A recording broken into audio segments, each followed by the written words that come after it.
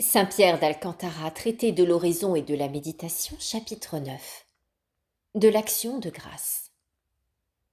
Après la méditation vient l'action de grâce. L'âme doit la faire d'après ce qu'elle vient de méditer, remerciant notre Seigneur des bienfaits particuliers qu'il lui a accordés dans ce mystère. Si elle a médité sur la Passion, elle doit adresser de vives actions de grâce à notre Seigneur, de ce qu'il nous a rachetés au prix de tant de souffrances. Si c'est sur ses péchés, elle doit le remercier de ce qu'il l'a si longtemps attendu à pénitence. Si elle a médité sur les misères de cette vie, elle le remerciera de ce qu'il lui en a épargné un si grand nombre. Si c'est sur la mort, de ce qu'il l'a délivré de ses dangers et lui a donné du temps pour se repentir. Enfin, si c'est sur la gloire du paradis, de ce qu'il a créé pour un si grand bien, et ainsi des autres vérités ou des autres mystères. À ces bienfaits particuliers, elle joindra tous les autres dont nous avons parlé plus haut, c'est-à-dire les bienfaits de la création, de la conservation, de la rédemption, de la vocation, etc. Ainsi elle remerciera notre Seigneur de l'avoir faite à son image et à sa ressemblance, de lui avoir donné la mémoire pour se souvenir de lui, l'entendement pour le connaître, la volonté pour l'aimer.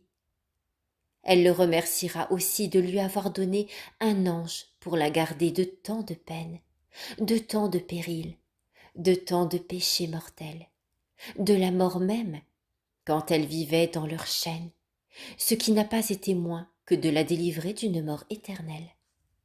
Le chrétien remerciera Jésus-Christ de ce qu'il a daigné prendre notre nature et mourir pour nous, de ce qu'il l'a fait naître de parents chrétiens, de ce qu'il lui a accordé la faveur du saint baptême, et de ce que dans ce sacrement, il lui a donné sa grâce, promis sa gloire, et de ce qu'il l'a reçu pour son Fils adoptif. Combien d'autres bienfaits qui réclament les plus vives actions de grâce.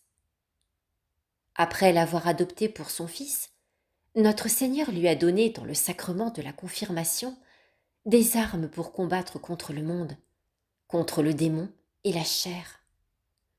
Dans le sacrement de l'autel, il s'est donné lui-même à lui, pour être sa nourriture.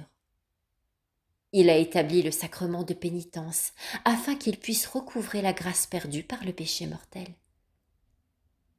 Qui pourrait compter les bonnes inspirations qu'il lui a envoyées à toutes les époques de sa vie, et qu'il ne cesse de lui envoyer encore? Que dire de tous les secours que ce bon maître lui a prodigués pour prier, pour bien agir, pour persévérer dans le bien commencé? À tous ces bienfaits, que l'âme qui médite joigne les autres, généraux et particuliers, qu'elle connaît avoir reçus de notre Seigneur. Que pour cela, ainsi que pour tous les autres, tant public que secret, elle offre à Dieu le plus magnifique tribut d'action de grâce qui sera en son pouvoir.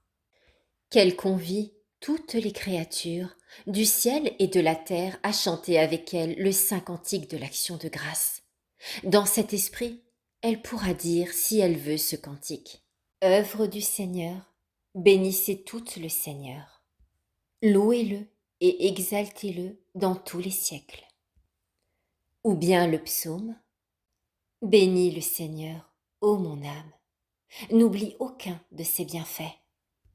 Bénis le Seigneur, ô mon âme, bénis le Seigneur à jamais. Psaume 102. Bénissez mon âme, le Seigneur, et tout ce qui est en moi rende hommage à son saint nom. Bénissez mon âme, le Seigneur, et ne perdez point la mémoire de tous ses bienfaits. Il vous pardonne toutes vos iniquités, il guérit toutes vos infirmités. Il rachète votre vie de la mort, il vous couronne de sa miséricorde et de sa compassion. Il comble de bien vos désirs, il fera que votre jeunesse sera renouvelée comme celle de l'aigle. Le Seigneur exerce sa miséricorde et il rend justice à tous ceux qui sont opprimés. Il fait connaître ses voies à Moïse. Il a fait connaître ses volontés aux enfants d'Israël. Le Seigneur est plein de compassion. Il est miséricordieux, plein de patience, et sa bonté est infinie. Il ne se fâchera pas pour toujours, et il ne menacera pas éternellement. Il ne nous a pas traités selon nos péchés, et il ne nous a pas rendu ce qu'il pouvait nous rendre pour nos iniquités. Car autant que le ciel est élevé au-dessus de la terre, autant a-t-il signalé sa miséricorde à l'égard de ceux qui le craignent. Autant que l'Orient est loin de l'Occident, autant a-t-il éloigné de nous nos iniquités. Comme un père use de miséricorde envers ses enfants, Dieu a été miséricordieux à l'égard de ceux qui le craignent, parce qu'il connaît le limon dont nous avons été formés. Il s'est ressouvenu que nous sommes poussière. Les jours de l'homme sont comme l'herbe. Sa fleur n'est comme celle des campagnes. Car sa vie est passagère, et elle ne sera pas de longue durée. L'homme ne reconnaîtra plus son séjour sur la terre.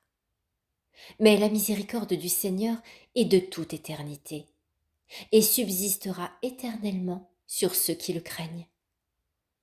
Sa justice s'étend sur les enfants de leurs enfants, sur ceux qui gardent sa loi, et sur ceux qui se souviennent de ses commandements pour les observer.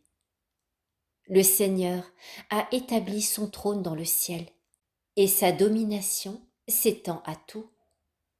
Bénissez le Seigneur, ô vous qui êtes ses anges, qui êtes revêtus de force, qui exécutez ses ordres, pour qu'on se rende docile à la voix de ses commandements.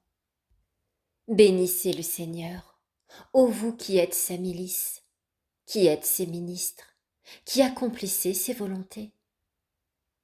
Bénissez le Seigneur, ô vous tous qui êtes son ouvrage.